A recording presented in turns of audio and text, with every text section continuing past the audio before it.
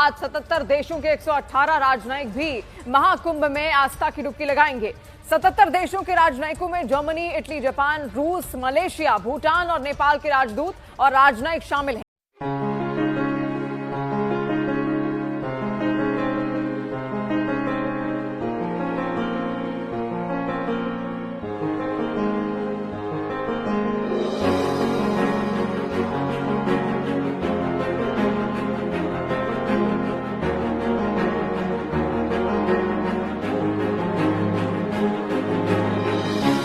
हिंदुस्तान खाली मतलब काम करने से तरक्की नहीं कर रहा, उसकी धरती में कुछ है। जहां देखे ना एक तीन दरिया मिल रहे हैं, तीन मिल रहे हैं, वहां रिवर से कोई नहा रहा है तो वो अमृत हो रहा है, ठीक है। हमारे तो 5 दरिया मिल रहे हैं और वहां गांधी मिल रहा है सारा। उधर तो कोई स्नान करने नहीं जाता, उधर कोई देखने भी नहीं जाता कि महाकुंभ में 100 से ज्यादा फॉरेन डिप्लोमेट्स पहुंचे हैं और 100 से ज्यादा फॉरेन डिप्लोमेट्स ने महाकुंभ में वहां पे जो रिचुअल्स हैं वो परफॉर्म किए हैं, डुबकी लगाई है और साथ में उनके तासुरात भी सामने आ रहे हैं। आपके भाई यार जर्मनी यार दुनिया के 77 यार ऐसे देश हैं कि अबू हमें नाम भी नहीं पता होंगे। बिल्कुल बिल्कुल ये भाई बात रशिया, जर्मनी, नेपाल, भूटान, भाई साहब किन आ रहे हैं यार। भाई साहब यूरोप के कितने देश। मुझे तो डर है कि इधर पीएम आना शुरू हो जाए सारे देशों के। आएंगे, हाँ। ये मेरी बात लिख के ले लो, आएंगे। In the water, thank you for inviting us, thank you for hosting us, thank you for showing us another way of being closer to spiritual lifestyle. के ऊपर उन्होंने कहा है कि ये इंडिया की सॉफ्ट पावर है। फॉरेन डिग्नेटरीज जो कि कहा जा रहा है कि thousands of foreign dignitaries and millions of tourists and people पहुंच रहे हैं महाकुंभ में। This is one of the major soft powers that India has. जो भी जाता है अमृत हो जाता है। ये तभी आ रहे हैं, पहले नहीं आ रहे हैं। जा रहे इधर कोई जाता है कुछ मिलता है ना। 50 करोड़ लोग जी आ रहा है, 40 करोड़ कुछ है तो आ रहे हैं, कुछ है तो आ रहा है। भाई गोरे आ रहे हैं। हमारे कितने बड़े इज्तिमा होते हैं, कोई भी नहीं आता। कोई It was a very nice experience, very special.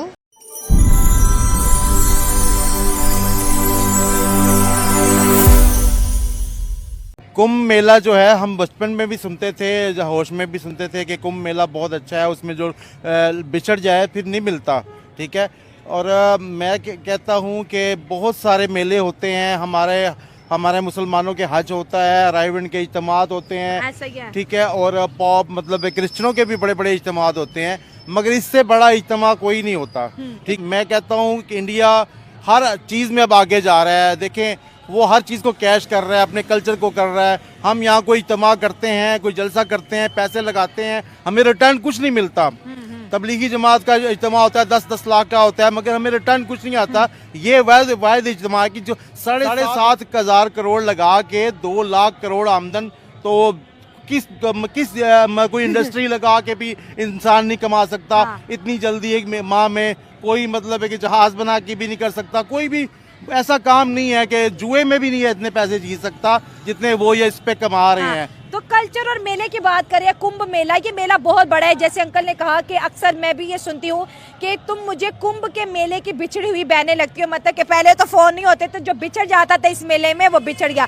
अगर हम बात करें यहाँ पे जो श्रद्धालु होते हैं, जो डिवोटीज होते हैं, स्नान करने आते हैं और गंगा, जमुना और सरस्वती 3 नहरें ट्रायंगल के शेप में मिलती है और कहते हैं कि इसमें अमृत है, मतलब कि जिंदगी जीने की जो बूंदे हैं वो इसमें है। अगर सनातन धर्म की बात करें, क्योंकि मैंने आज इसको बहुत ज़्यादा पढ़ा है, इसकी हिस्ट्री को पढ़ा है, तो सनातन धर्म तो बहुत ही पुराना है, 10,000 साल। और इस्लाम को अगर देखा जाए तो 1400 साल, पाकिस्तान को बने 78 साल हो गए। अगर ब्रिटिश दौर की बात करें तो अंग्रेज भी इस गैदरिंग से डरा करते थे कि इतने बड़े मेले की गैदरिंग अगर हो गई तो कहीं मुल्क के अंदर सिविल नाफरमानी की तहरीक ना उठ जाए। देखिए शायद हमारे नबी ने भी इस मेले को फॉलो किया हो, क्योंकि जब आप गैदरिंग करते हो तभी कुछ मिलता है। अभी वहां से कुछ मिलता है तो लोग पागल तो कोई भी नहीं है ना। 10 करोड़ लोग, 40 करोड़ लोग वहां जा रहे हैं, स्नान कर रहे हैं, तो अल्लाह की मर्जी। मेरा ख्याल है हम तो उससे महरूम हो गए हैं। हम पाकिस्तानी तो नहीं उसमें स्नान कर सकते ना। हम तो देखें यहाँ किसी के पीर का पता चलता है, बाबे का पता चलता है, फलान नदी में जाके नहा लो आपकी खारिश खत्म हो जाएगी, फलान नदी का पानी पी लो आपके गुर्दे ठीक हो जाएंगे। ये बाबा कहते हैं, ये बाबा कहते हैं और हम खुद गए हैं। हाँ। ठीक है।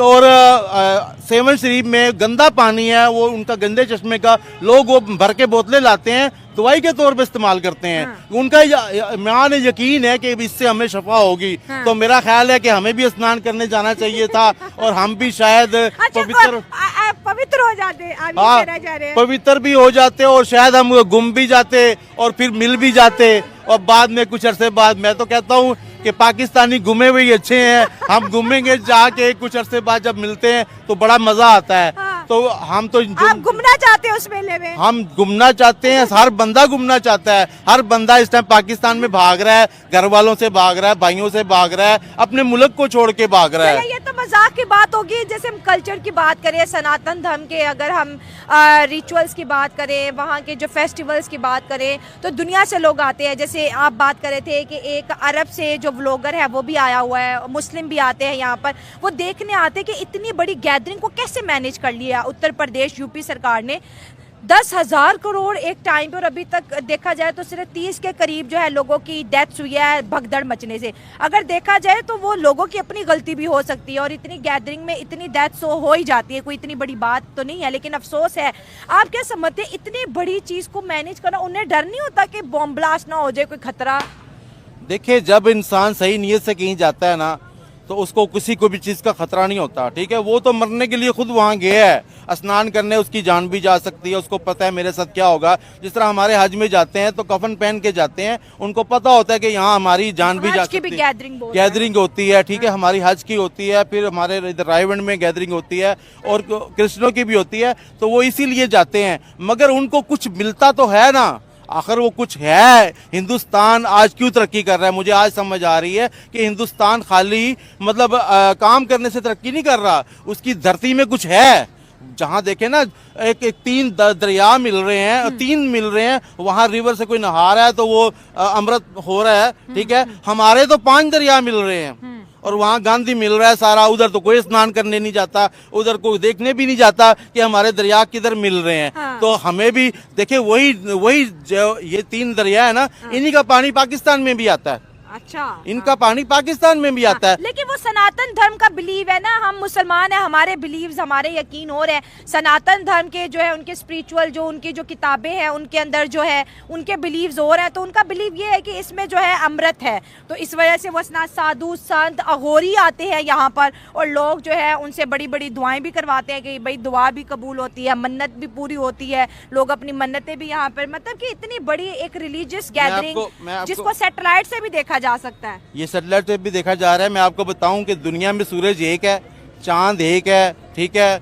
समंदर भी एक ही है ना। ठीक है। सारा समंदर आपस में जुड़ा हुआ है। ठीक है। और जब लोगों को कुछ मिल रहा है, ठीक है, लोगों का यकीन बढ़ता है। कईयों को तो वहाँ मेले में जो आ रहे हैं ना, उनको तो हिस्ट्री भी नहीं पता होगा। अच्छा। कि भाई हम क्यों जा रहे हैं, किस लिए जा रहे हैं, उनको तो पता नहीं होगा, उनके माँ बाप लेके जा रहे हैं। मगर उन लोगों का यकीन है कि भाई हम यहाँ मेले में जाएंगे। हाँ। तो हमें यहाँ से कुछ मिलेगा। हाँ। और हमने यहाँ पे कोई खर्च करना है और हमने कोई मतलब इतनी बड़ी मुल्क है, वो इतनी सिक्योरिटी दे ही नहीं सकते। पाकिस्तान में तो इतना सोच भी नहीं हम सकते कि इतना बड़ा क्राउड हम इकट्ठा कर सके, हम तो कर ही नहीं सकते। हाँ। तो लिहाजा इसीलिए वो तरक्की कर रहे हैं। नमस्कार दोस्तों, हमारे YouTube चैनल पर आपका स्वागत है। दोस्तों, प्रयागराज महाकुंभ में अब तक 32 करोड़ से ज्यादा लोग स्नान कर चुके हैं और ये दुनिया का सबसे बड़ा धार्मिक मेला बन चुका है। शनिवार को प्रयागराज कुंभ में 118 सदस्य विशेष विदेशी प्रतिनिधि मंडल ने संगम में स्नान किया, जिसमें 77 देशों के राजनयिक और मिशन प्रमुख शामिल थे। इस अद्भुत मौके पर इन प्रतिनिधियों ने अपनी खुशी का इजहार किया और भारतीय संस्कृति, आध्यात्मिकता और इस विशाल आयोजन की सराहना की। प्रतिनिधि मंडल के सदस्य और उनके परिवारों ने महाकुंभ में भाग लेकर इसे एक अविस्मरणीय अनुभव बताया और भारत सरकार व उत्तर प्रदेश सरकार का आभार व्यक्त किया। महाकुंभ का ये ऐतिहासिक अवसर देखकर रूस के राजदूत की पत्नी डायना ने अपने अनुभव साझा करते हुए कहा, मैं भारतीय विदेश मंत्रालय का धन्यवाद करती हूँ, जिन्होंने हमें इस पवित्र आयोजन का हिस्सा बनने का अवसर दिया। ये संगम स्नान करके मुझे गहरी आत्मिक शांति मिली और मैं भारतीय संस्कृति की गहराई से बहुत प्रभावित हुई हूँ। तो दोस्तों, आज के लिए वीडियो में बस इतना ही। अगर वीडियो अच्छी लगी हो तो हमारे चैनल को सब्सक्राइब जरूर करें।